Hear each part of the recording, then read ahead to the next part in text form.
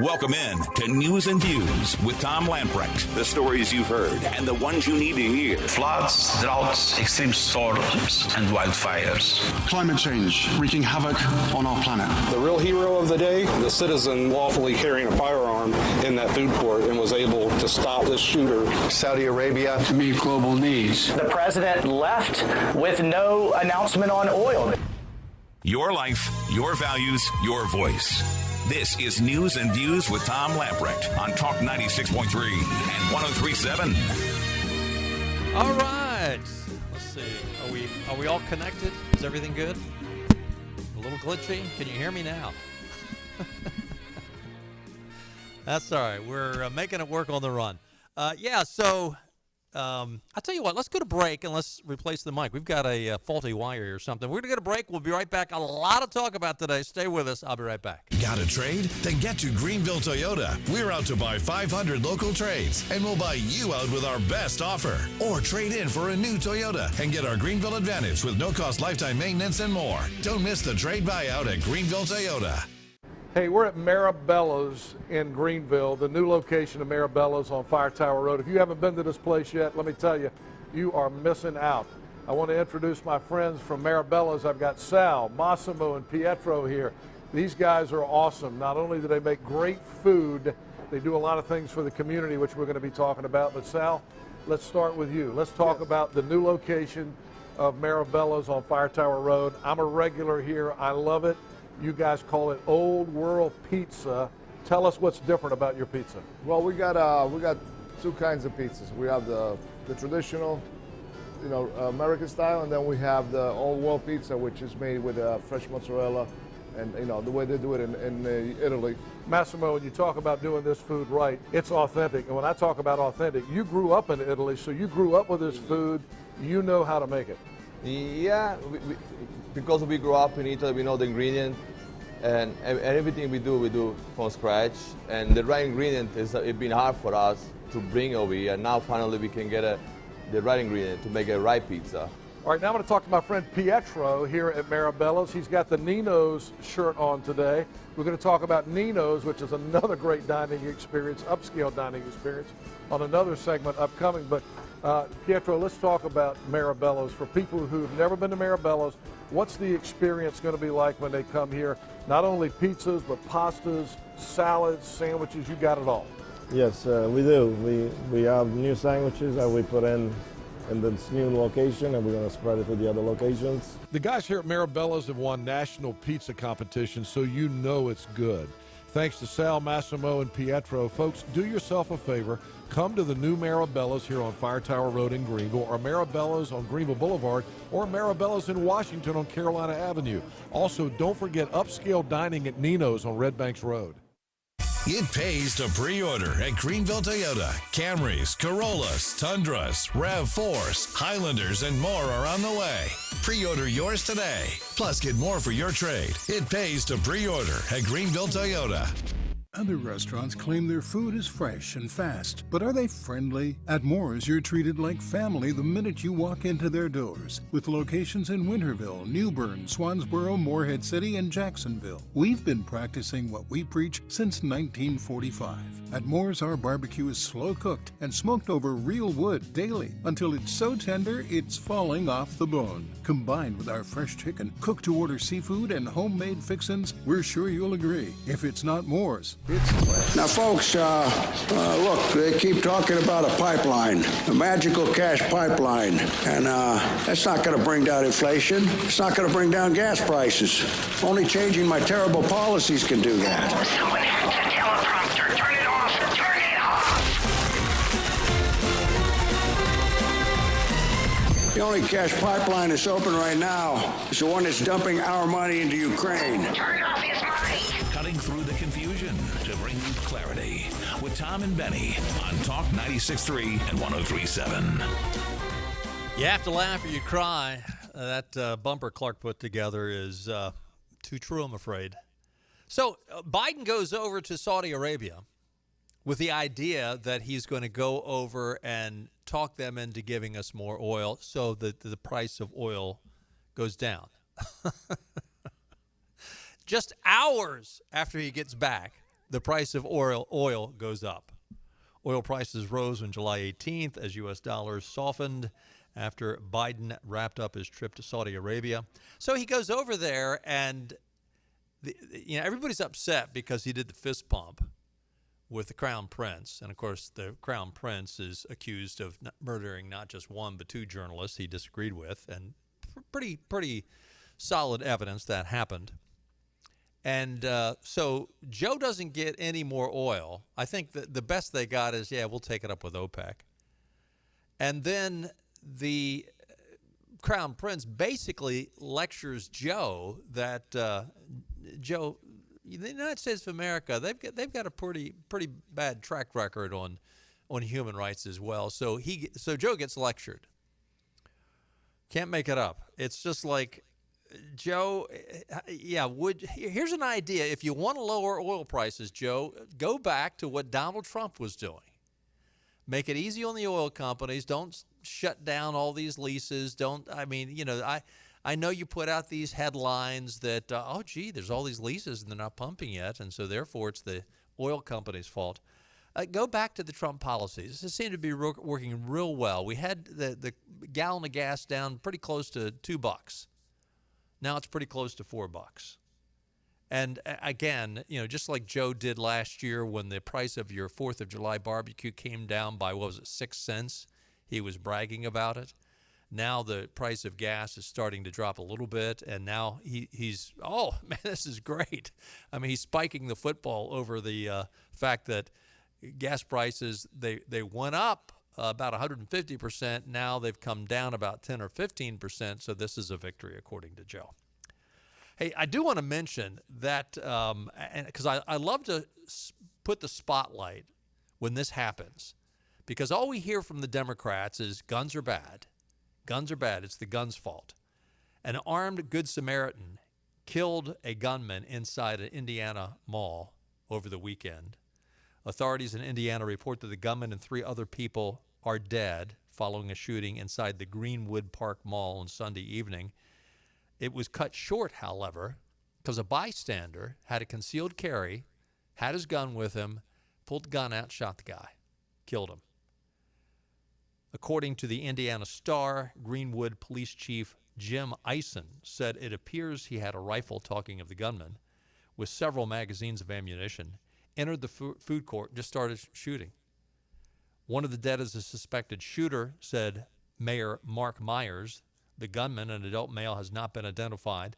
Police said he has been carrying a long rifle and several ammunition magazines. Myers said the gunman was shot by an armed individual. Eisen, the police chief, said the Good Samaritan was a 20-year-old civilian from nearby Bartholomew County who appears to be cooperating fully with investigators. Quote, the real hero of the day is the citizen that was lawfully carrying a firearm in that food court and was able to stop the shooter almost as soon as it began, Eisen said. How many of these malls do you go in, though, and they tell you you're not allowed to bring a firearm in?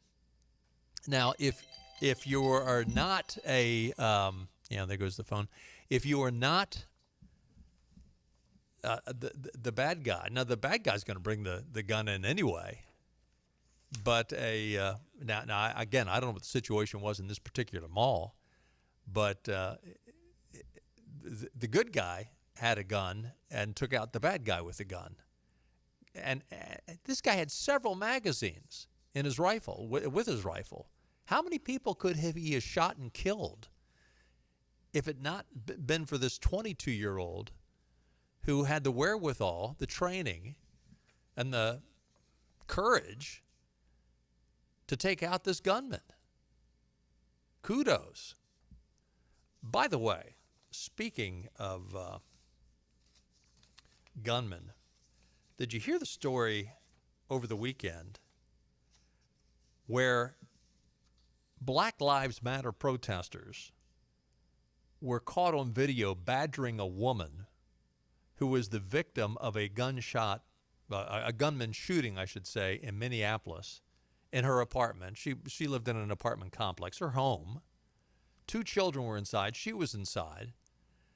This gunman by the name of Tekel Sundberg black male, just started shooting up her apartment. I mean, her apartment is all shot up.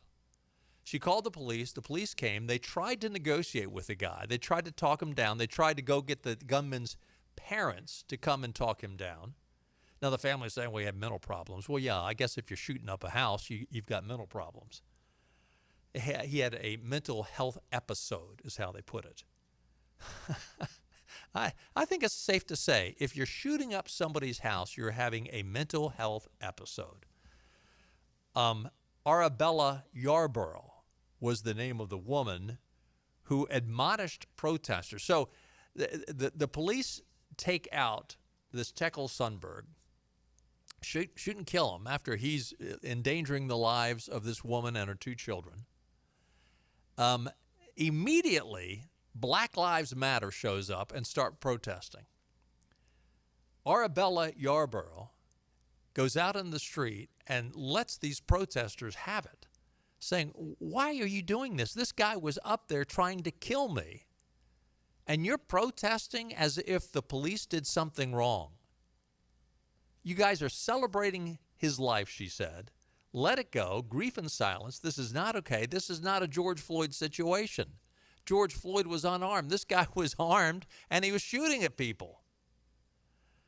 Now, you'd think even the Marxist Black Lives Matter folks would, okay, we'll back off. No, they told the woman to shut up, to shut the F up, that you have nothing to complain about, you're not dead. I'm not kidding. You're effing alive, so shut up. Now, what's even further interesting about this, Yarborough is a mixed-race woman. She refers to her children as black. And yet the majority of these Black Lives Matter protesters, if you watch the video, are all white guys. Here's what it sounded like. Cut one, Clark. They're my idols because you guys are celebrating his life. It was a terror. I'm sure it was a terror. This is not okay. Not okay. You're alive. Okay. Shut up. You guys need to just let it go. Grief in silence. This is not okay. This is not a George Floyd situation. George Floyd was unarmed. He was unarmed. You're alive. I'm sorry. This is not okay. My kids have to deal with this and probably have a mental illness now because they almost lost their life. There's bullet holes in my kitchen because he sat in the hallway watching my move. Now I don't have a place to call home. I can't sleep that night. All right, you can take it down, Clark. You get the idea. I mean, this went on. Now, believe it or not, the Black Lives Matter protesters started lecturing her at the end, saying that this was not the time or the place for her to be challenging them. You can't make it up. Maybe this was not the time or the place for them to be protesting. Yeah, the truth of the matter is, this 22-year-old Good Samaritan that took out the gunman in Indianapolis, if that had happened in Minnesota, what would Black Lives Matter have done? If that had happened in Minnesota and the 22-year-old was a policeman that took the guy out, I guarantee you they'd be protesting because that's exactly what happened in Minnesota. So in Indiana, a gunman takes out the shooter, and we call him a hero. If you're in Minneapolis, though, Black Lives Matter will show up and start protesting when the police come in and intervene and take out the bad guy. Can't make it up. Interesting story out of the Washington Examiner. Special counsel John Durham over the weekend this information was released and was talked about by Kash Patel, a former top House Intelligence Committee aide and Trump administration official.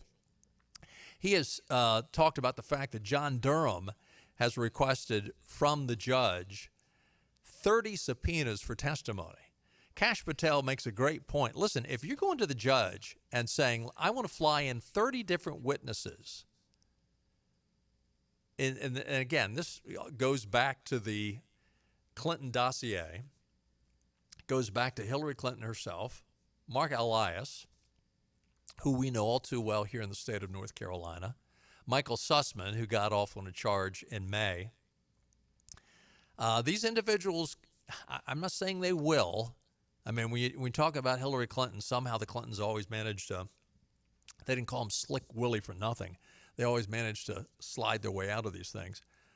But when you're asking for 30 subpoenas to fly in people from literally different parts of the world and certainly different parts of the country, that tells me that, and told Kash Patel, yeah, probably John Durham has something that is worth waiting for.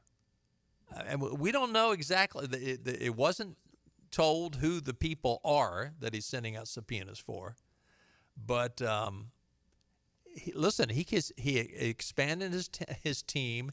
He is taking his time, and now the subpoenas are going to go out. 30 different subpoenas.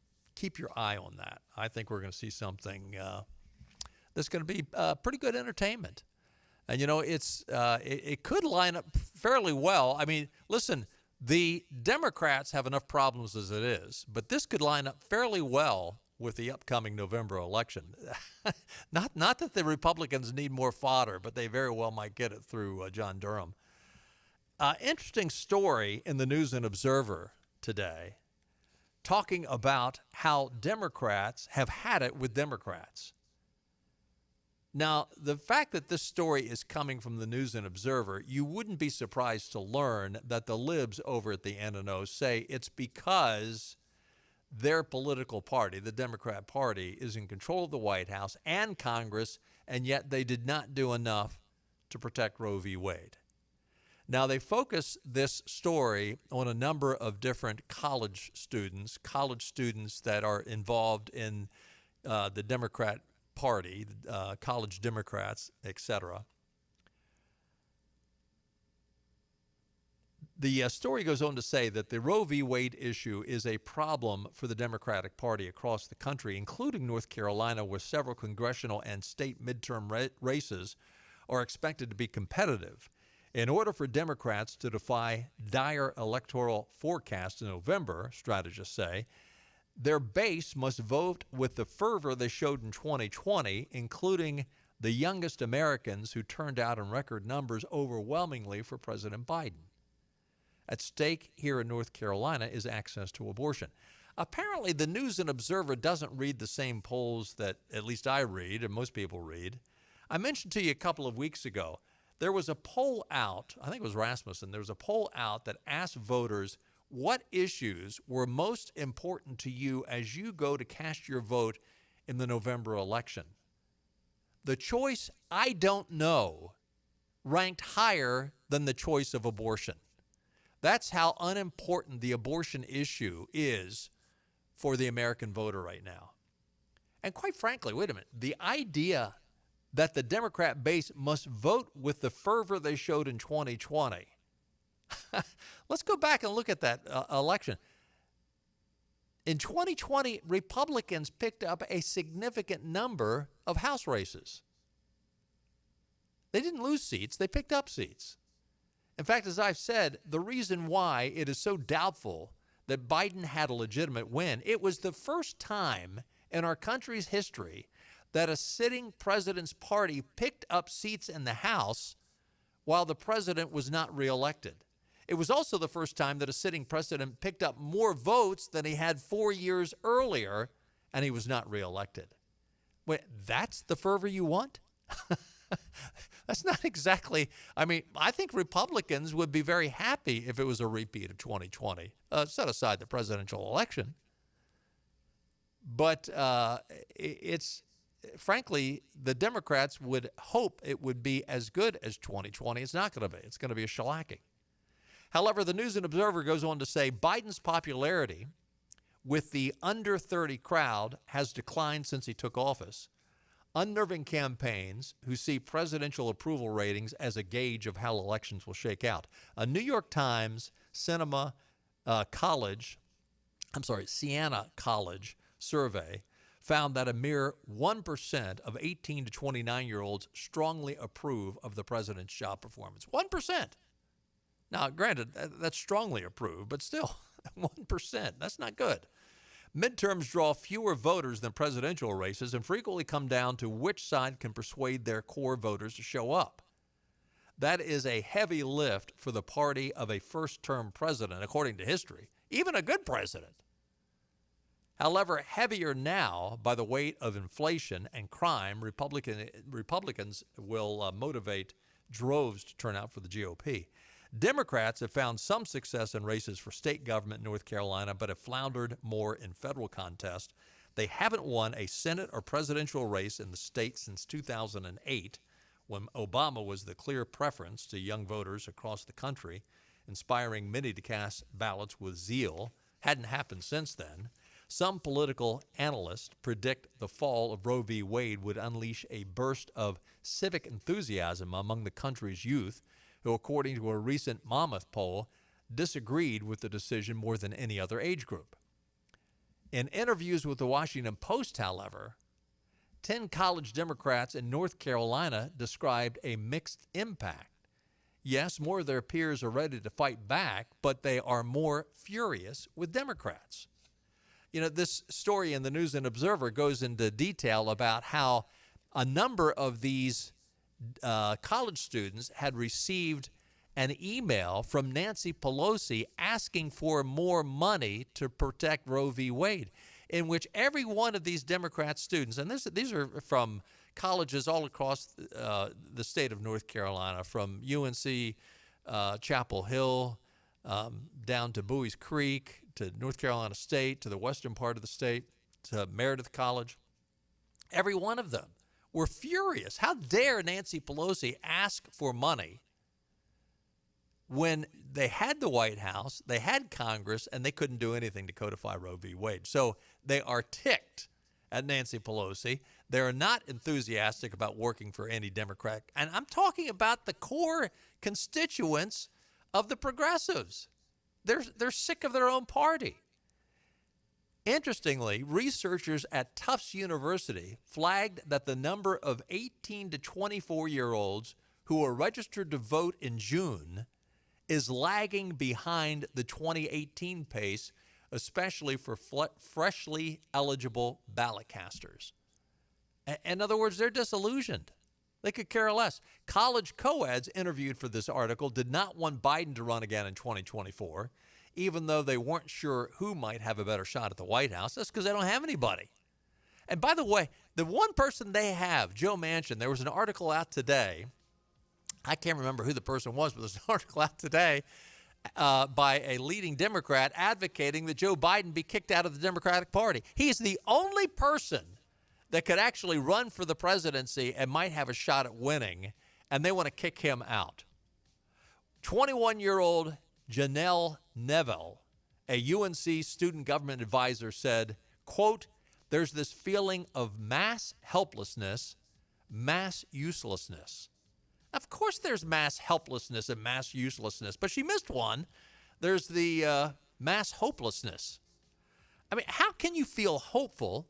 How can you feel helpful? How can you feel useful when your desire is to have a law codifying Roe v. Wade, a law that would allow you to kill babies? Yeah, it's no wonder you feel helpless and hopeless and useless. The other side of the coin, all right? Maybe it is good that people are feeling helpless, useless, and hopeless. Christ said of himself, "Come to me, all you who are heavy laden, weary, burdened, and I'll give you rest."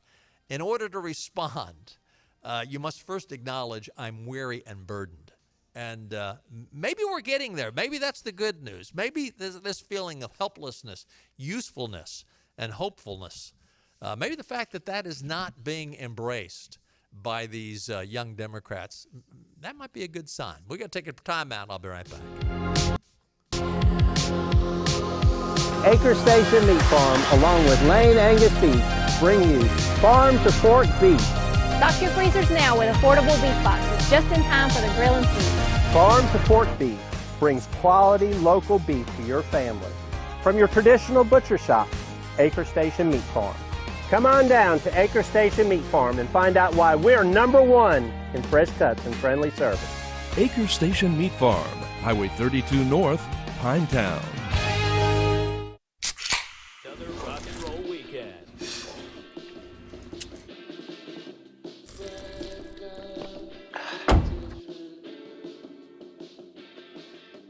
Burgers, better with Pepsi.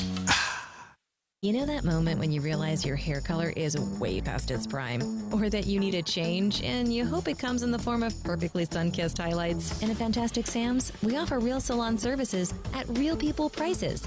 Our color specialists can do it all. They make grays disappear, layer in subtle highlights, or help you finally find that perfect shade of red.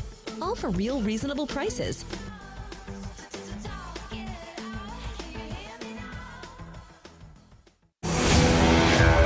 The best burgers around. Everyone loves a thick, juicy, and fresh burger. Tiebreakers in Greenville, plus the all-new Tiebreakers in Winterville do real burgers better than anybody. So don't just go to any burger-themed restaurant chain. It's time to break the chain and eat local. Tiebreakers, real burgers at its best. Everybody loves burgers.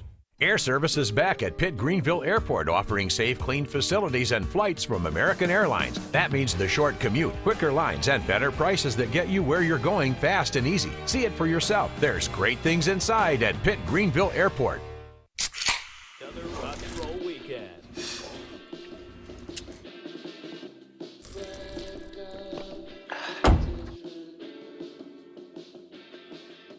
Burgers, better with Pepsi. Hi, I'm Richard Langley, and after helping my grandmother with an iPad she received as a gift, I realized how many other older adults may also have challenges with their own technology. Happy Grandma specializes in helping with any tech issue you may be experiencing. Whether it's setting up a new computer or TV, having issues with the printer or Wi-Fi, or showing you how to use your tech, we want to help you. To make it easier, we come directly to you with a smile on our face. When tech gets tough. When tech gets tough. When tech gets tough. When tech gets tough, get happy. Happy Grandma Senior Tech Support.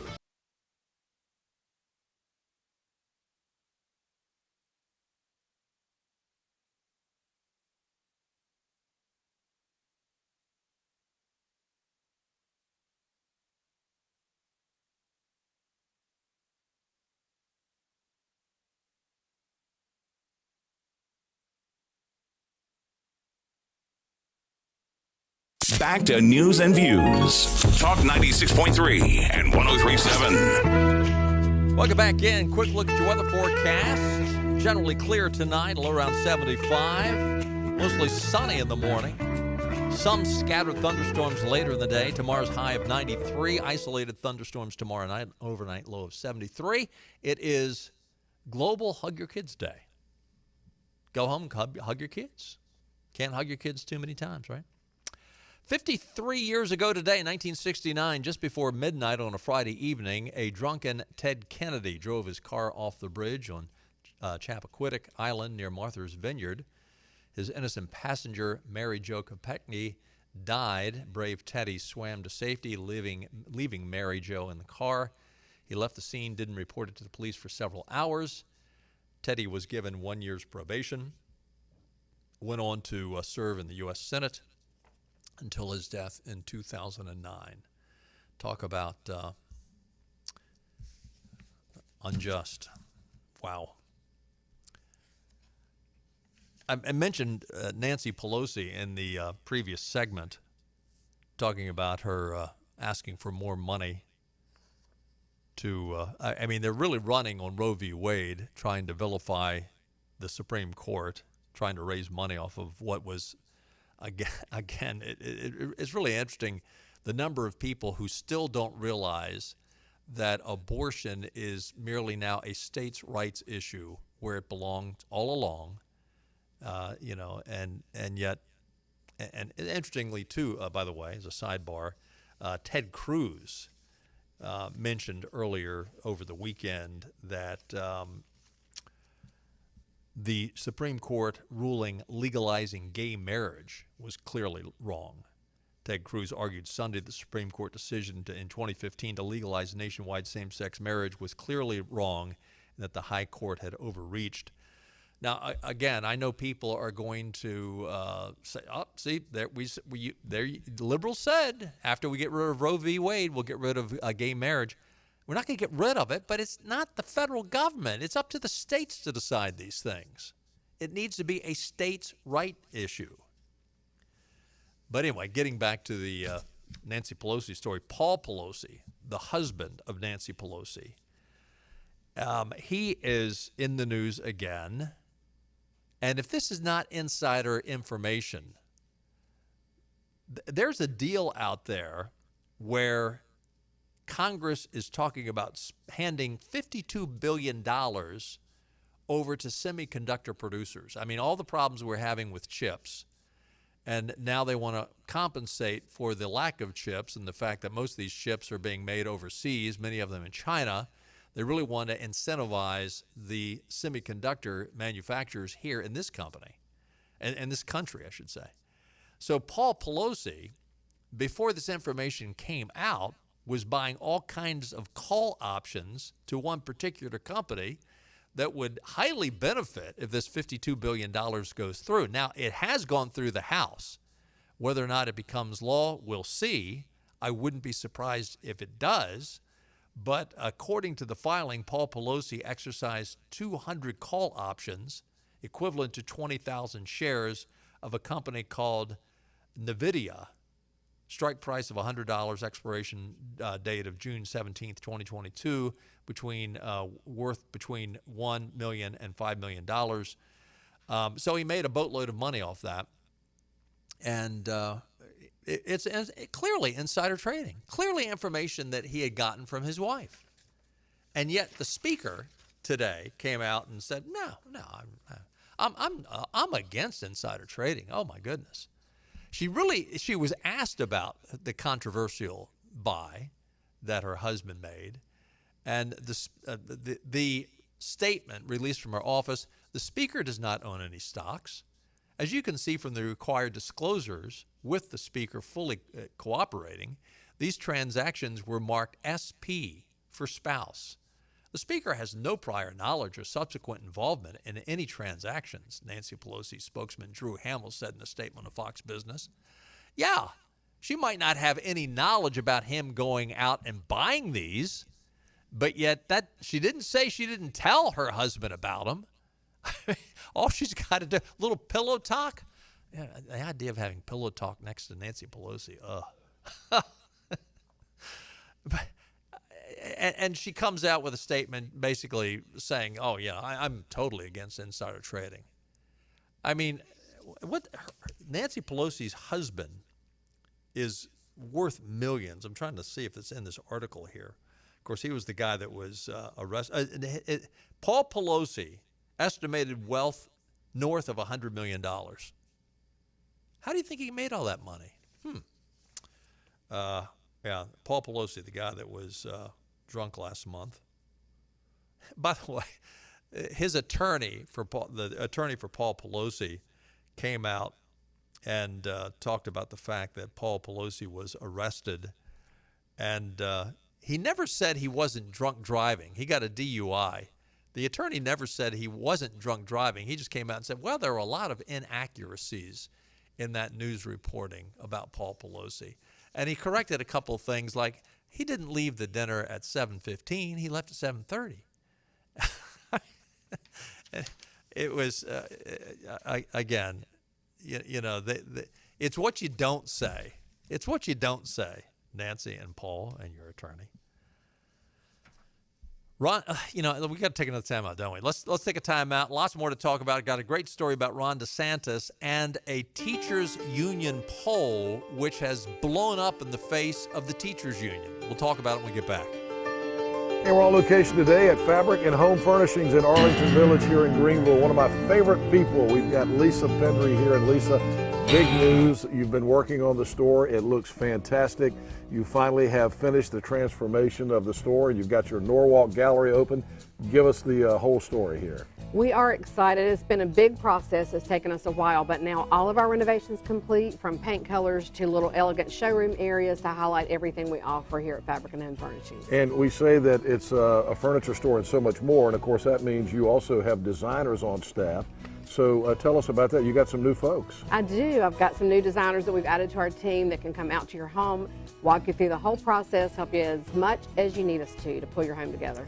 And there's a big party coming on June 16th. You've got your Norwalk Furniture Grand Opening Gala. And it's going to be a big party here in the store, and that sounds like a lot of fun. Tell us about it. It is. We hope to have dignitaries like Henry Hinton. I'll be here. And P.J. Conley is going to come, our mayor. Lots of fun people. All of my designers that shop here are going to be here in the community, and we're going to have some champagne and some hors d'oeuvres, representatives from Norwalk, and just have a big night of fun and festivities and education on what we offer. I'll tell you, the store is packed right now. I know a lot of furniture stores are still having trouble getting inventory, but you guys have a lot of stuff people can buy right off the floor. We do, Henry. We invested in a warehouse, and we've added lots of inventory so you can just have it delivered or pick it up the day you buy it.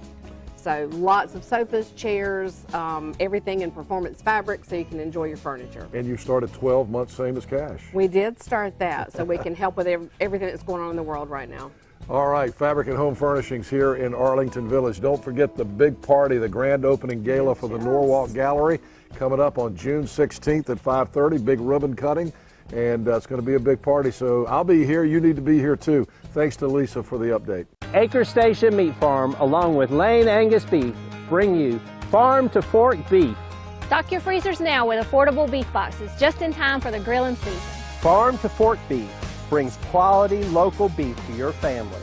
From your traditional butcher shop, Acre Station Meat Farm. Come on down to Acre Station Meat Farm and find out why we're #1 in fresh cuts and friendly service. Acre Station Meat Farm, Highway 32 North, Pinetown.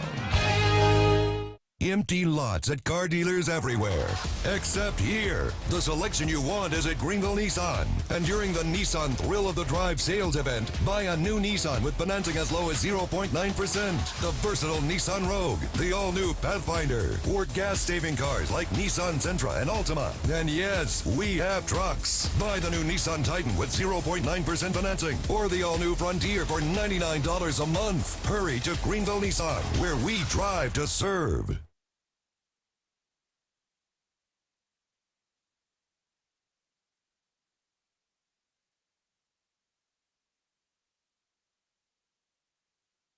This is your Drive at 5 and ENC with Tom Lamprecht. Welcome back to News and Views on Talk 96.3 and 103.7. Here we are. Welcome back in.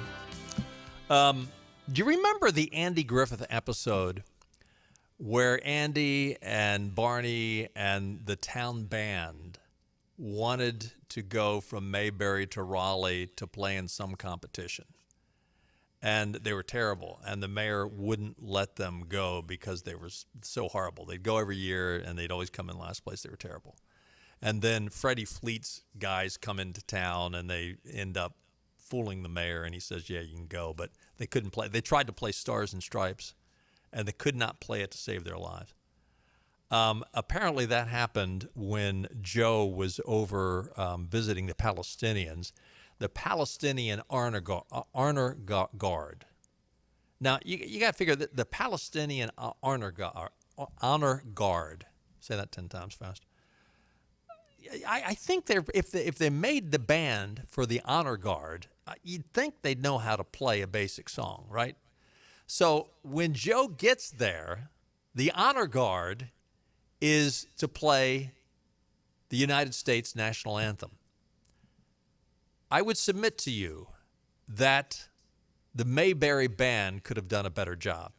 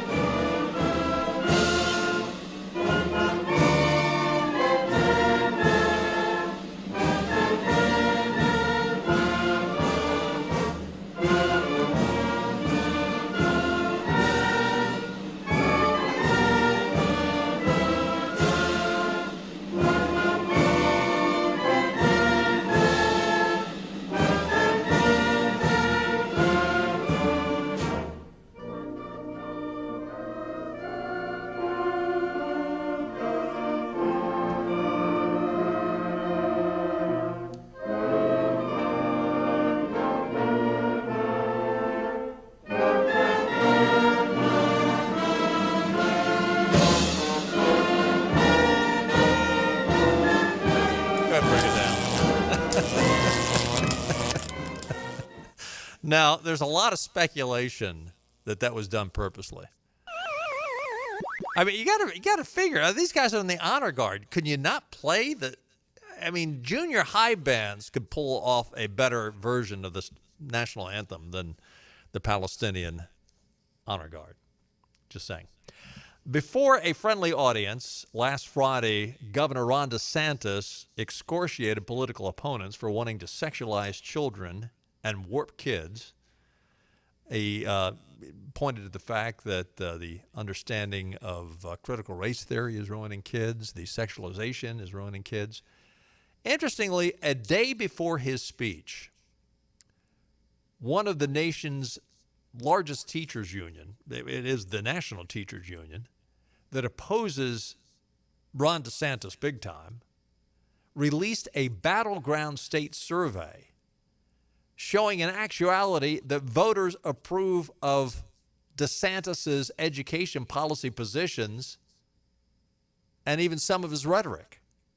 The American Federation of Teachers circulated the poll conducted by the Democrat firm Hart Research as a call to arms for its members and allies.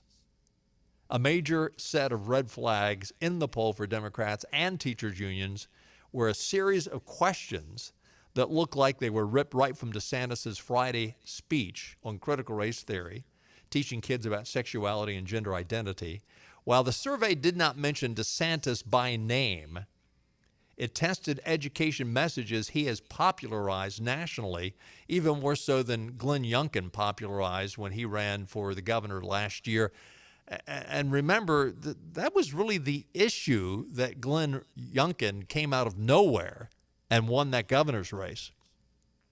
Listen to some of these questions. One poll question found that voters, by a 32 percentage point margin, said they're more likely to vote for a candidate who believes that public schools should focus less on teaching race and more on core subjects.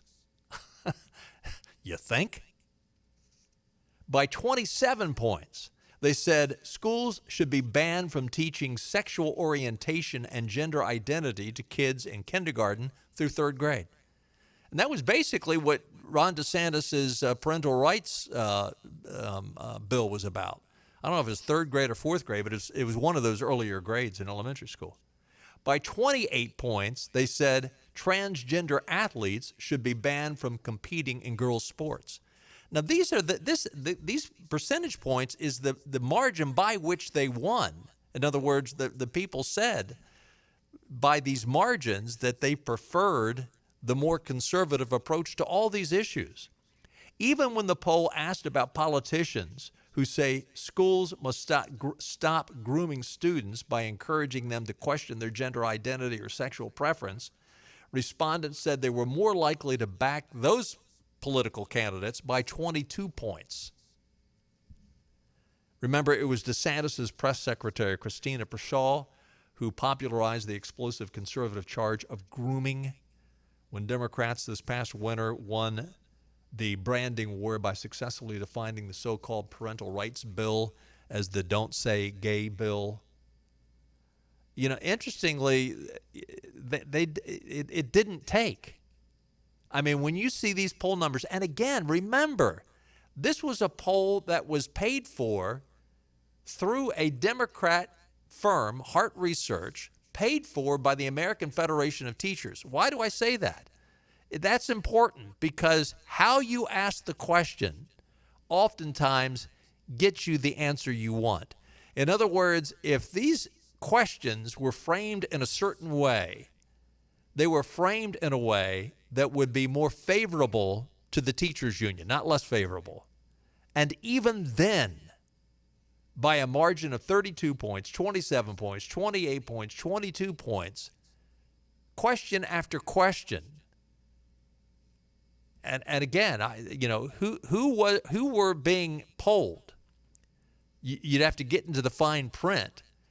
But Hart Research, now if they wanted an accurate poll, they would have accurately gone out and asked the the same percentage of Republicans, Independents, and Democrats as there are registered across the country. Chances are they wanted a poll more favorable to them, so they probably skewed those numbers and had a heavier number of Democrats. I'm speculating there. I don't know that for sure.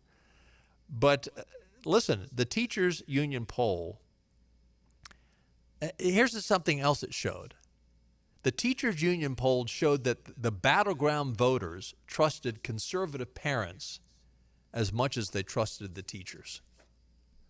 So all these parents that are being vilified across the country, we see them up in Loudoun, Virginia, we see them all across the country. They're being vilified. You've got these liberal school boards that want to throw them out when they get up and protest in these meetings, when they get up and say, why are we having these pornographic books available in our libraries? They're vilified. And yet, this poll conducted by the teachers union, they trust those conservative parents basically the same amount that they trust the teachers. And look at all the bad press that those conservative parents have gotten. Unbelievable.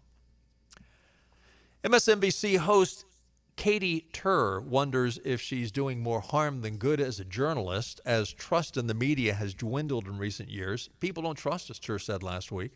Tur was asked by The Hill about admitting she almost walked away from journalism altogether during the COVID-19 pandemic. It's something that I don't have a concrete answer to, and that's not because I don't love journalism. I do. It's just convergence of two issues. The pandemic, how she feels about the overall industry. One of them being we are covering very dark stuff in succession. It seems like it's getting darker and darker, and it can be hard on your mental health. It can be a bit demoralizing. On top of that, there is just this Gallup poll out today that shows that trust in the media, we talked about this poll last week, newspapers and televisions hitting an all-time low. In this Gallup poll indicated that television and newspaper newscasts has crumbled. 16% of Americans say they have a great deal or quite a lot of confidence in newspapers. In 2022, that's a 5% drop compared to 2021. It was the lowest number to give those answers to Gallup since they started asking in 1973. Television news was worse. Americans have more concern in 2022 as a dismal 11% told Gallup they have a great deal or quite a lot of confidence in that industry. That figure down from the 16% who were confident last year. People don't trust us, she said. They don't believe us. It makes me wonder if this job, as I am currently doing it, is effective. But it's doing more harm than good, Tur said. I don't have a good answer for that, though these thoughts linger in the back of my mind. They linger, though, because I do love, and I think it's important, and I'm hoping to find a way to do it better to communicate with people. A Pew Research Center study last week indicated that 55% of journalists surveyed say that every side does not always deserve equal coverage in the news. But 76% of Americans overall believe journalists should always strive to give all sides equal coverage. That's your problem right there. 55% of journalists think it's okay to skew the news, to give just one side, while 76% of Americans said, no, of course you should give both sides. Quote, while some feel that equal coverage is always necessary to allow the public to be equally informed about multiple sides of an argument, those who disagree argue that people making false statements or unsupported conjectures do not warrant as much as attention as those making factual statements with solid supporting evidence, according to Pew. Tur, whose memoir, quote, Rough Draft, delves into her unique upbringing and ascent in journalism, also explained that she attempts to be fair to both sides of the aisle, but she goes ahead and admits, but I found that difficult during the Trump administration. Quote, I guess it felt like the moment was so scary and so dire with Donald Trump in the presidency that they needed to seek comfort in someone who felt like fighting back and fighting the good fight. She said of people who appreciated her approach to covering the 45th president. So basically, she's admitting that when she covered the president, she skewed the information that she was disseminating to make Trump look bad. And lady, that's the precise reason why people don't trust you. Clearly.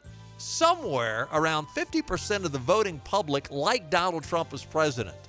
You admit you're biased against Trump, and that was your everyday norm of how you reported on Donald Trump, and you wonder why nobody trusts you to deliver the news. Unbelievable. And yet, that's where we live. That's where we are today. I guess the theme of today's program is even the libs, even the Democrats, they don't know where to turn for the answer. They're totally despondent. They're depressed. I would be too if I believe what you believe. Hey, thanks for being with us today. We'll do it again tomorrow at 5 o'clock. Join us then. We'll see you. Bye-bye, everybody. All right, all right, all right.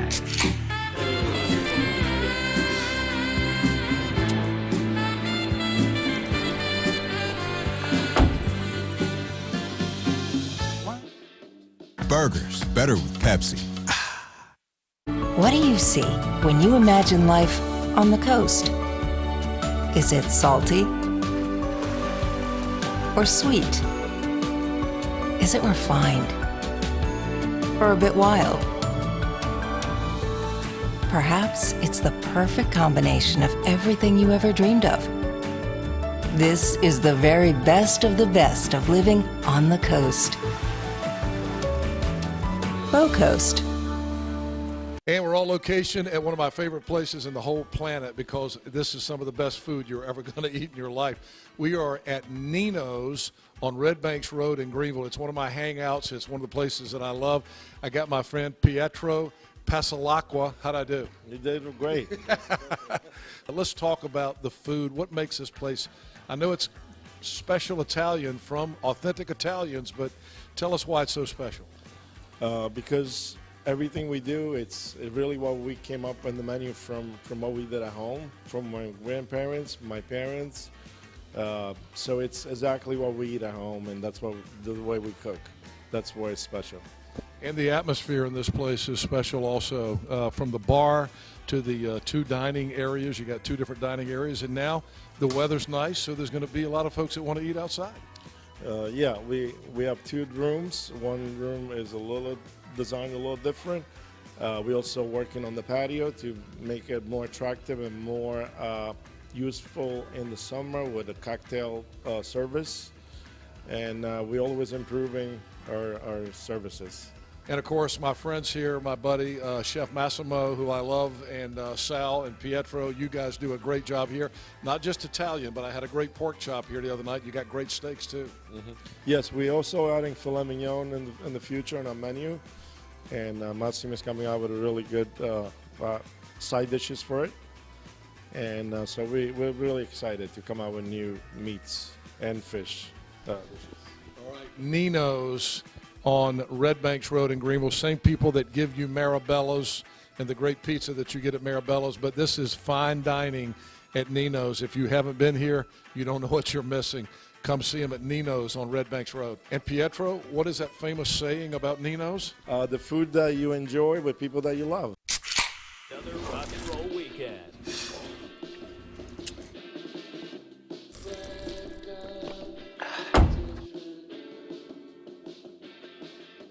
Burgers, better with Pepsi.